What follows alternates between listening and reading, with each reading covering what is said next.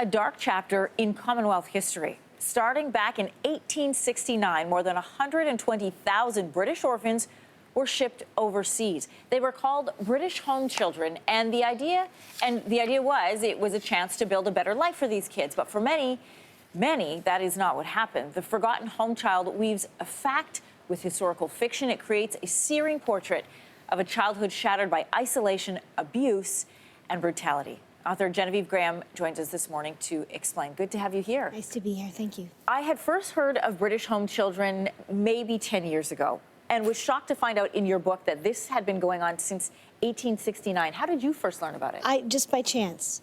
And it's amazing that you heard about it that long ago, because everyone I asked about it had never heard a thing about it.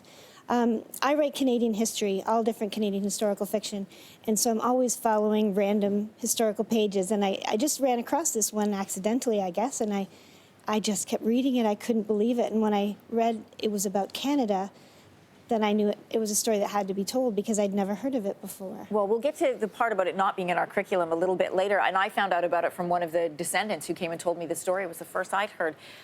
People might be curious, why were they sent to Canada? It was right past the Industrial Revolution, so there were tens of thousands of children that were just destitute, living on the streets or living in terrible conditions and working in dangerous conditions. Sort of like Dickens. Think of the Dickens era kids. It was very kids. Dickens, and very little Orphan Annie, but no singing and dancing at the time. And they were brought in to these homes.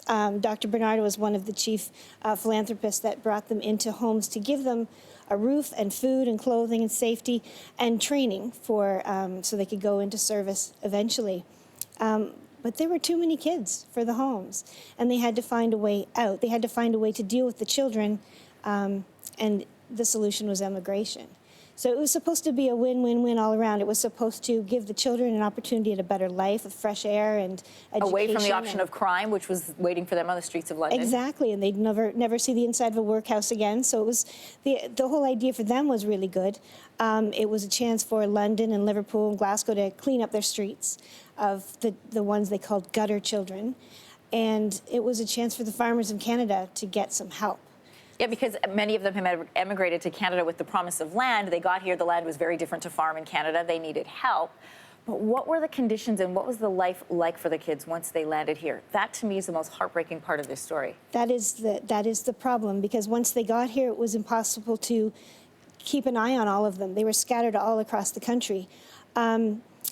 They came in by ship. They landed in Halifax or Quebec, and then they were taken by train or truck to different receiving houses around. A lot of them were around Ontario. A lot of them were, well, they were spread out everywhere. And from there, their masters or mistresses would come and pick them up. Some of them did fine. About 25% of the children had good lives, and they were taken into good families and treated equally, whether as servants or as actual adopted kids. What about the other 80%? Yeah, the rest of them did not fare so well. So a lot of the children were sent to farms where they weren't really regarded as children. They were seen as workers, and cheap workers, because the farmers would pay $3 for an application just to get the kid. So you could make the comparison to slavery, really. A lot of these kids weren't paid or fed well at all or housed. Technically, they were supposed to be paid, but a lot of times that didn't happen. In the housing, a lot of them slept in barns or with the pigs or in dog houses. Food was, sometimes it was there, and sometimes it was leftovers, and sometimes it was sharing with the dog. A lot of the kids, one of the things I wrote about in the book was the lack of footwear, their clothing. They're teenagers growing up, and they need new clothes and new boots. And I know of one gentleman at least who went through multiple foot surgeries as an adult because his feet had been so squashed in those boots, and a lot of the kids had to work in the snow in bare feet because they couldn't fit into the boots anymore. So neglect and abuse were everywhere. There's so much more to learn, and your book does a great job of doing it, including the fact that a lot of these kids actually weren't orphans and their parents were looking for them, and you get more into that. You also have some ways for people, if you think you're a descendant of one of the home children, to find other community. Genevieve, it is a really interesting tale with some really great history involved. Thank you very much. Thank you.